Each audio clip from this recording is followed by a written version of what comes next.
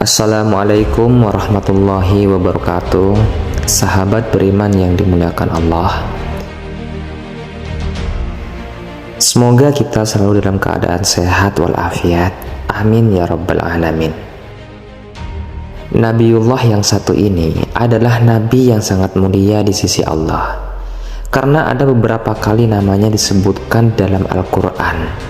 Beliau merupakan seorang nabi yang memiliki kesabaran dalam berdoa, dan beliau juga memiliki seorang anak yang menjadi nabi juga nantinya. Beliau bernama Nabi Zakaria.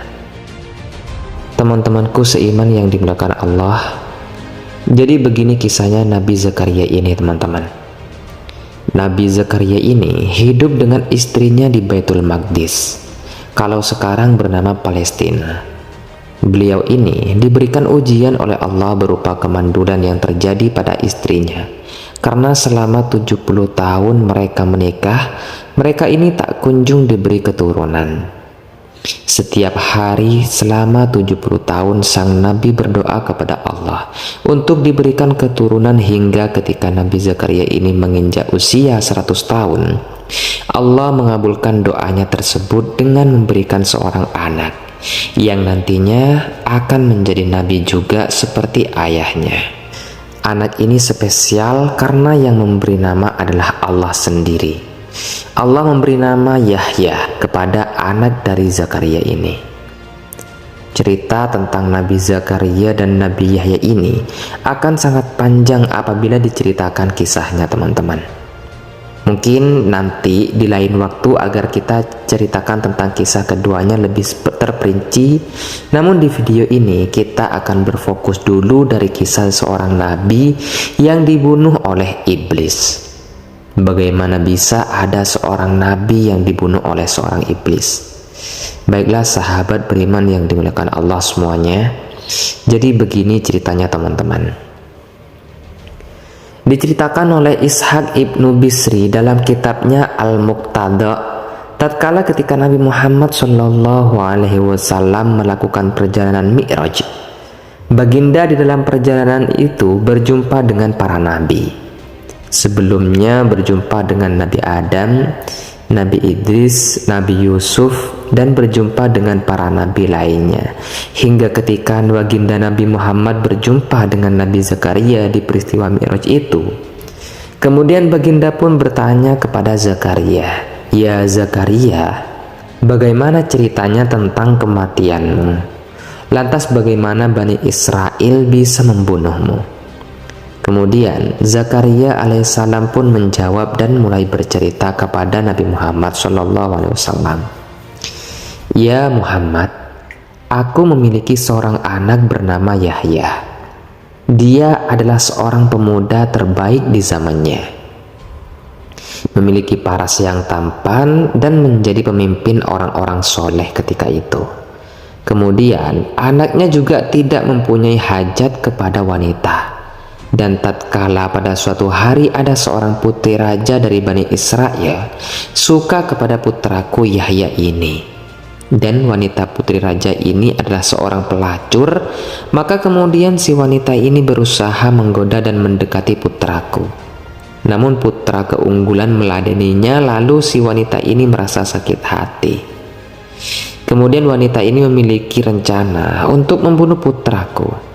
Lantas wanita ini menghasut ayahnya yang seorang raja dari Bani Israel tadi untuk membunuh putraku Yahya ini. Hingga pada suatu hari diutuslah pasukan khusus untuk membunuh Yahya, dan akhirnya terbunuh Yahya di tangan pasukan suruhan sang raja tadi. Sahabat yang dimuliakan Allah semuanya, setelah pasukan tadi berhasil membunuh Yahya, maka target selanjutnya adalah Zakaria sendiri, yang tak lain adalah ayah kandung dari Nabi Yahya tadi. Kemudian ketika Zakaria mengetahui dirinya akan dibunuh, maka ia pun lari ke dalam hutan. Sesampainya Zakaria di tengah hutan, ia melihat sebuah pohon yang melambaikan kepadanya dan memanggil agar Zakaria ini masuk ke dalam badan pohon tersebut. Lantas Zakaria ini langsung mendekati pohon tersebut dan seketika pohon itu terbelah menjadi dua, kemudian menutup lagi membungkus seluruh tubuh dari Zakaria ini, sehingga seluruh badan dari Zakaria tertutupi batang pohon itu.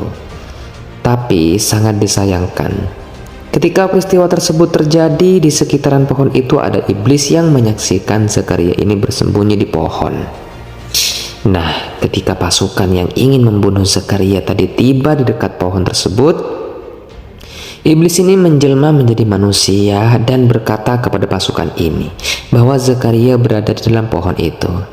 Lantas pasukan ini pun tak langsung percaya dan mereka meminta bukti bahwa memang benar Zakaria ini berada di dalam pohon ini.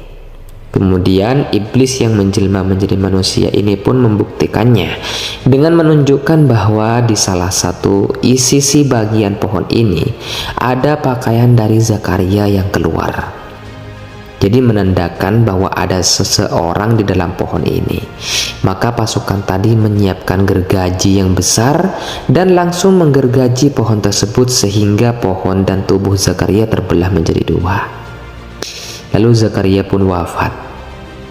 Lalu Nabi Muhammad SAW pun bertanya kembali, apakah kamu merasakan sakit ketika tubuhmu digergaji?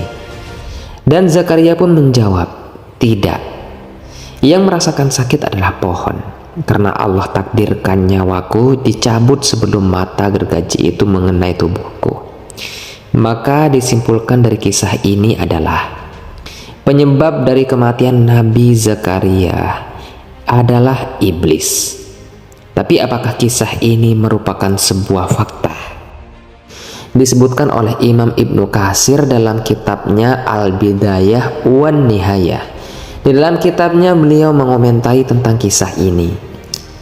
Menurut beliau, kisah ini agak aneh dan bertentangan dengan hadis Nabi Muhammad SAW.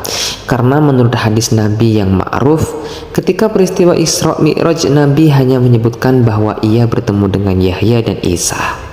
Tidak dikatakan di sana bahwa Nabi Muhammad SAW bertemu dengan Zakaria. Maka bisa disimpulkan bahwa kisah tadi itu adalah kisah yang meragukan karena menyelisihi dari hadis-hadis Nabi yang sahih, teman-teman. Sahabat beriman yang dimuliakan Allah, sebenarnya tidak hanya satu kisah ini saja yang bercerita tentang Nabi Zakaria, melainkan ada dua kisah lagi yang bercerita mirip-mirip dengan cerita di atas. Namun kisah ini tersebar dari mulut ke mulut dan menjadi kisah Israiliyat, sehingga dikatakan di sana bahwa dua kisah tersebut juga diragukan tentang kebenarannya. Maka dari kisah yang sudah kita ceritakan tadi bisa ditarik kesimpulan bahwa dikatakan di sana Allah jauh-jauh hari sudah berfirman di dalam Al-Quran tentang kekejaman bangsa Yahudi, bahwa mereka adalah orang-orang yang melampaui batas karena gemar membunuh para nabi, dan tidak sedikit jumlahnya Nabiullah yang mati di tangan orang-orang Yahudi ini. Adapun tentang kebenaran bagaimana cara wafatnya Zakaria dan Yahya, dari hadis-hadis yang sahih dan di Al-Quran sendiri pun tidak dijelaskan peristiwanya. Tapi kisahnya datang dari cerita-cerita Israiliyat saja. Wallahu a'lam bishawab. Semoga kita bisa mengambil hikmah dari kisah kali ini dan bisa menjadi orang yang tetap berada di jalan Allah bagaimanapun kondisinya. Amin ya rabbal alamin.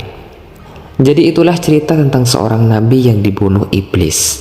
Semoga cerita kali ini bermanfaat. Lebih dan kurangnya mohon dimaafkan. Yang benar datangnya dari Allah Subhanahu wa taala. Khilaf atau keliru itu datangnya dari saya pribadi sebagai manusia biasa.